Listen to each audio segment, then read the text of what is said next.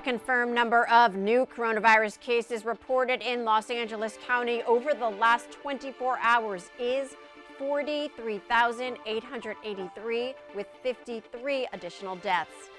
Here in Torrance, 324 additional cases were reported, with 1 new death. Welcome to COVID-19 Today. I'm Leslie Robbins. It's Monday, January 17th on this Martin Luther King Jr. Day. Over the weekend, LA County marked another grim milestone: more than 28,000 total deaths due to COVID-19. 66 new deaths were reported on Saturday, making it the highest number reported in a single day since April 2nd, 2021. The daily deaths increased fourfold in just 1 week. Now, the majority of the deaths reported last week were associated with individuals who got infected with COVID-19 after December 20th, when the Omicron variant was prevalent. Daily hospitalizations also went up to more than 4,500, and daily cases surpassed 41,000 on Saturday and neared 44,000 on Sunday. Although today is a holiday, public health officials remind Angelenos that they should limit non-essential activities where there are unmasked people and crowds present. They also recommend everyone upgrade their masks to an N95, KN95, KF94, or a surgical mask, which all do a better job at blocking virus particles than cloth masks. COVID-19 infections are also soaring again at nursing homes across the U.S. Deaths are rising as well, leading to new restrictions on family visits and a renewed push for residents and staff members to get vaccinated and boosted. Nursing homes reported a near record of about 32,000 COVID-19 cases among residents in the week ending on January 9th. That's almost 7 times as many cases as a month earlier. That's according to the U.S. Centers for Disease Control and Prevention. A total of 645 COVID-19 related deaths were reported over the same week, a 47% increase from the earlier period. Health experts say high vaccination rates among nursing home residents are keeping the death tolls from being as severe as they were back in December 2020, when weekly numbers reached 6,200. CDC data shows about 87% of nursing home residents are fully vaccinated.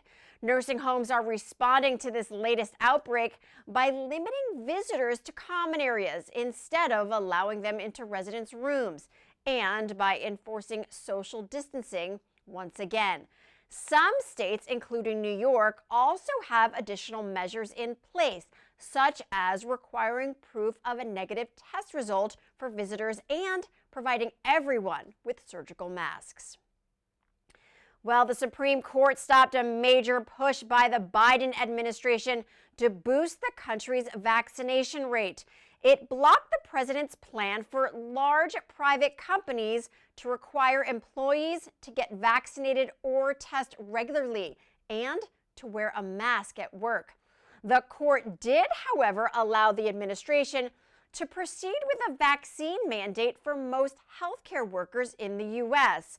The Supreme Court concluded the administration overstepped its authority by seeking to impose the Occupational Safety and Health Administration's vaccine or test rule on U.S. businesses with at least 100 employees. If it had been passed, more than 80 million people would have been affected. President Joe Biden expressed his disappointment and called on businesses to institute their own vaccination requirements, noting that a third of Fortune 100 companies have already done so. The National Retail Federation, the nation's largest retail trade group, called the Supreme Court's decision a significant victory for employers. Meanwhile, OSHA estimated that the rule would have saved 6,500 lives and prevented 250,000 hospitalizations over 6 months. According to the CDC, more than 208 million Americans, or nearly 63% of the population, are fully vaccinated, and more than a third of those have gotten booster shots. Americans can begin ordering free at-home COVID-19 testing kits starting this Wednesday. Orders for up to 4 tests per household can be placed using the website covidtests.gov. The administration will also set up a phone number that people can call to place orders if they don't have access to computers or high-speed internet. The White House expects the tests to ship within 7 to 12 days of ordering, so at the earliest, Americans can expect to receive them at the end of January. Now, people ordering will need to input their name and mailing addresses on the website and can share an email address to get updates on their order. The U.S. Postal Service is preparing to facilitate the mailing of the at-home tests. Up to 7,000 temporary workers will be hired, some of whom were hired for the holidays, to package and address the test kits at 43 fulfillment centers around the U.S. The White House will also make high-quality masks available for free. Details for those items should be out this week. The LA County Board of Supervisors approved a motion last week to crack down on fake COVID-19 testing sites. This comes after several residents raised concerns about suspicious-looking sites starting to pop up across their neighborhoods. Supervisor Catherine Barger introduced the motion and says people are tricked into providing their personal information, then never get their test results. The Department of Consumer and Business Affairs has also been hearing about such suspicious activities. Supervisor Barger says LA County residents were also worried about identity theft stemming from these fake sites. Officials say the biggest red flag to watch out for is when they're being asked to provide their social security numbers to get tested. They urge residents who need to get tested to go to the county's website, covid19.lacounty.gov/testing, to find a legitimate location. The sites listed on the county's website do not require out-of-pocket costs, and they provide testing regardless of health insurance or immigration status. The final round of the Golden State Stimulus 2 payments have been mailed out to qualifying Californians. Families that met the eligibility requirements should receive $600 plus another $500 for dependents. With this final round of payments, California has issued more than 8 million checks and deposits valued at close to $6 billion. The second round of stimulus checks for California residents was part of Governor Gavin Newsom's $100 billion budget that he signed into law last July. Now, as part of that plan, the state expected to provide billions in coronavirus relief to 15.2 million households, or about 2/3 of the state's taxpayers. Qualified individuals include current California residents who lived in the state for more than half of the 2020 tax year and earned $75,000 or less. Taxpayers can get their status and an estimate of the amount of money they qualify for by going to ftb.ca.gov. The ongoing COVID-19 surge fueled by the Omicron variant led to the cancellation of LA's premier event celebrating Dr. Martin Luther King Jr. For the second straight year, the pandemic has sidelined the Kingdom Day Parade in South LA, which typically draws hundreds of thousands of people.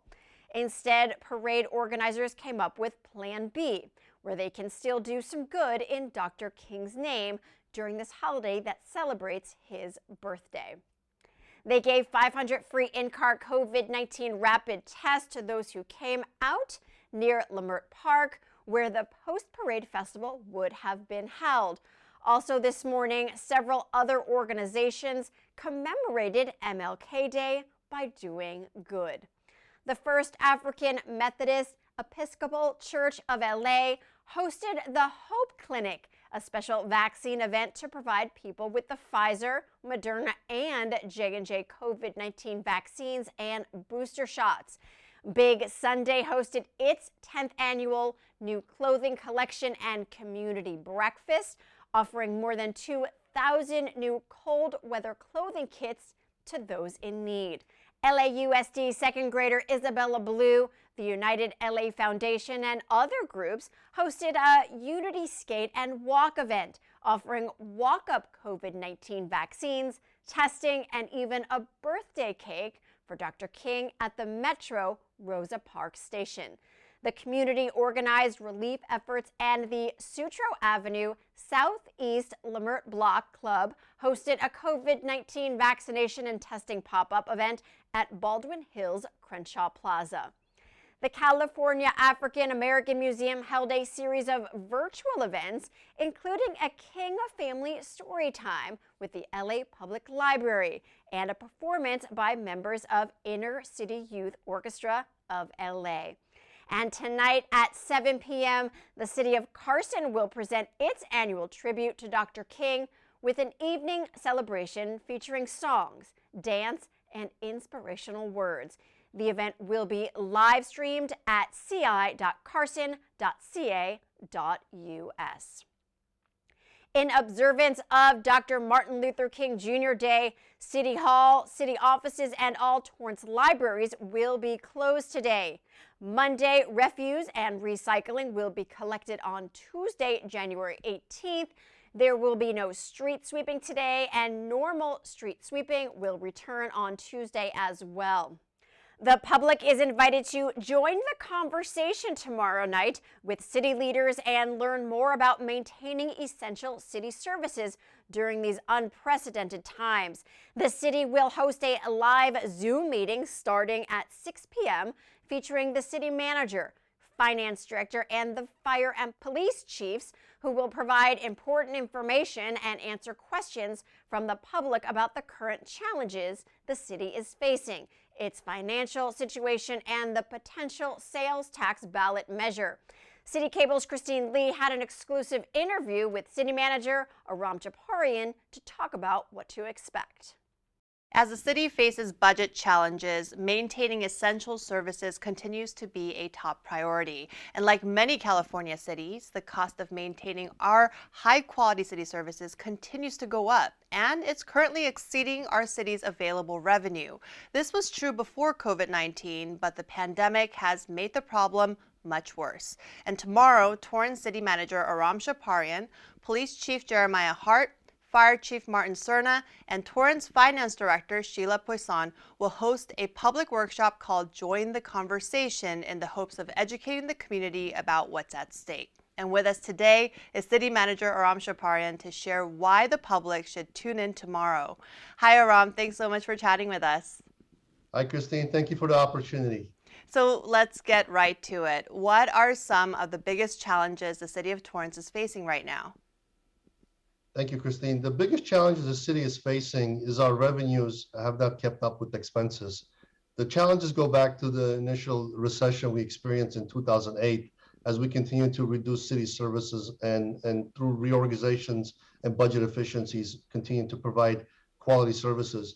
We experienced several challenges since then, including the refinery, as well as the renovation of the mall. We experienced a shift of sales tax from brick and mortar to online.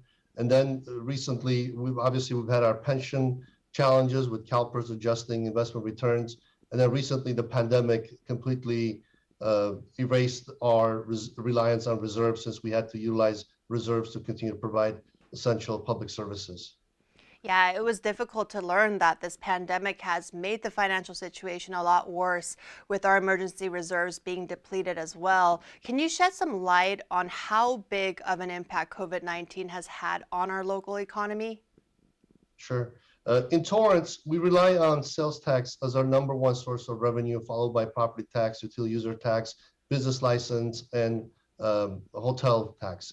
With the reliance on sales tax as a number one revenue, when the LA County, due to the health officer's order, went on complete quarantine and shutdown, we experienced a closure of Del Amo Fashion Center, being the second largest shopping center in California and a significant revenue generator, as well as reduction of car sales, both due to the health officer orders as well as a chip shortage, had a significant impact. The Torrance hotels generate significant revenue and visitors to our area, and hotels had occupancies down to less than half.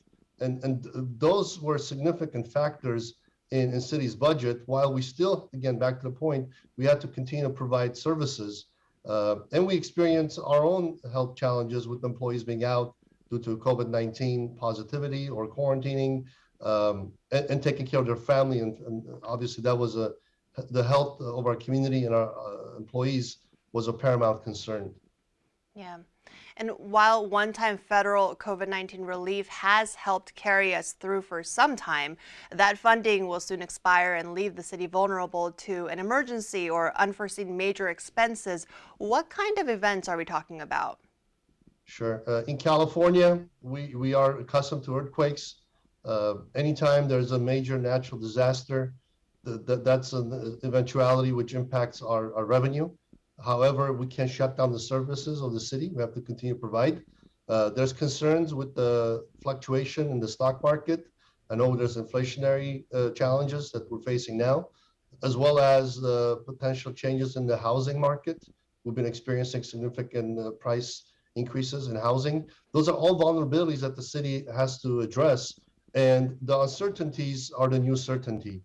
And I think for the city to continue to maintain its vitality as a premier full-service city, we have to be mindful, as well as we have to be mindful of potential challenges dealing with cybersecurity, as well as the litigation environment and the impacts that has on our bottom line as far as being able to meet our revenue projections to continue providing the services. Mm-hmm. And budget cuts, unfortunately, are going to happen and impact every single department. For a Torrance resident, what does this look like and how will this affect them? Sure. With the pandemic, as you mentioned earlier, the American Recovery Act provided Torrance with $24 million over a 2-year period in 2 trunks. So we received $12 million for this fiscal year. We'll receive $12 million next fiscal year. It's almost a lifeline to help us bridge the gap of our fiscal deficiency. We're also projecting a long-term fiscal deficit, which made the necessity for immediate cuts absolutely critical. For last year, we reduced our budget 11.5%, 5 additional percent for this fiscal year. However, we did delay the public safety, police and fire cuts with the potential sales tax measure consideration by City Council next month in February. As far as immediate impacts, most Torrance residents will probably notice we continue providing services. However, with staffing shortages in public safety, especially in police, we're shifting our personnel from support services like community affairs or detectives, mental health team, homeless response, to providing essential 911 services in patrol. Now, we are with the budget cuts pending for this current fiscal year, we may have to delete up to 41 positions in the police department. Mind you, some of those are vacancies through attrition. We do have individuals on their way to retirement, but once we reduce those services, all the support functions which are critical to what makes Torrance unique will be eliminated. And that's at least in police. In the case of fire, we've had challenges because fire is an essential first responders in the COVID response. We've experienced our own firefighters, our own city family experiencing the effects of COVID-19 while maintaining paramedic response. And in Torrance, because of the support of City Council and the mayor and the community, we're able to implement our own paramedic response transport, which helped us alleviate the strains which most communities in LA County felt with the lack of ambulances. Working with our hospitals, we continue to provide service. Should we continue to make the reductions in this upcoming budget, we will be taking out 1 rescue unit from service, and that will have an impact on the quality of life and safety. Mm-hmm. So to wrap it up, why is it important for Torrance business owners and residents to join the conversation with you and other city leaders? As Torrance residents, businesses, visitors, community members, we all have a vested interest in the success of Torrance. through our join a conversation efforts, we've received feedback from over 3,000 residents, and we appreciate that very much. The goal for the webinar is to be open and transparent. We want to share the challenges. And at the webinar, I'll be joined by Police Chief Jay Hart, Fire Chief Martin Cerda, as well as our Finance Director, Sheila Poisson. And I want the community to come in and hear firsthand our challenges and opportunities and what we're experiencing with staffing shortages, with employee fatigue, being overstretched. I think having that firsthand knowledge and opening a dialogue with our community will help explain and hopefully alleviate some of the misunderstanding or give folks a sense of comfort that they're hearing from the city management. Again, I am very thankful to Mayor and Council for all their support during a very challenging, now we're coming up on 2 years. Our city employees for continuing to be dedicated to the principles of being public servants, and to our community for embracing all the changes in a very fast-paced, volatile environment. I just ask folks to please encourage your family and friends to join the conversation. We want to educate the public so they can understand all the moving pieces, understand the complexity of the issues, some of the framework of the legislative environments that created some of the challenges, and also to have the peace of mind that there are hardworking city employees 24/7 providing essential services, and we're dedicated to continue to make sure Torrance stays a vital community for those who work, live, and play here and visit Torrance. Well, thank you so much again for chatting with us. Thank you very much, Christine. Thank you to our community. Yes, and here is the information on the Zoom meeting again. To learn more and to sign up, just go to torranceca.gov/essential services. The Torrance Police Department created the Chiefs Advisory Board and needs community members to take part in it. The new board will provide a forum where key stakeholders can act as a community resource for the Chief of Police. Now, that means helping to develop strategies, share community concerns, and increase public trust. The Chiefs Advisory Board members can also assist in educating the community at large about the function and role of the Torrance Police Department. There will be 10 to 25 volunteer members selected, representing our diverse community with different backgrounds and experiences. To learn more and to apply, go to torranceca.gov/Chiefs Advisory Board. Well, before we go, at the end of each program, we like to share feel-good stories from our community. Pictures, images, and videos that remind us of how resilient our community is and how Torrance truly cares. Torrance Serves launches today, and you can take part in this citywide celebration of serving our community.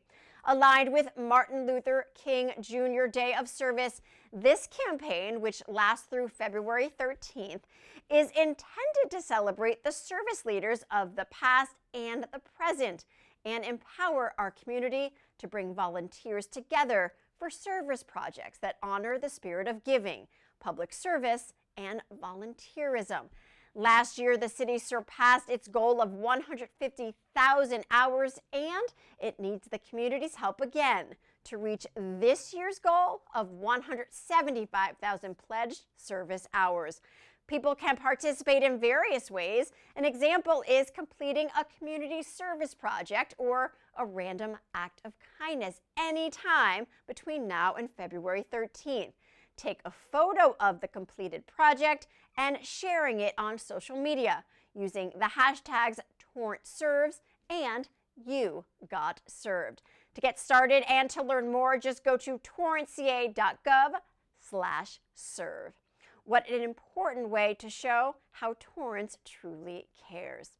Now, if you have a great story, an upcoming event, a photo or video you would like to share, email us at covid19today@torranceca.gov. We would love to hear from you. Well, that is our update for COVID-19 today. We will see you back here tomorrow as Rhiannon Trutanich brings you the latest. Please be safe, stay healthy, and thanks for tuning in. We will see you next time.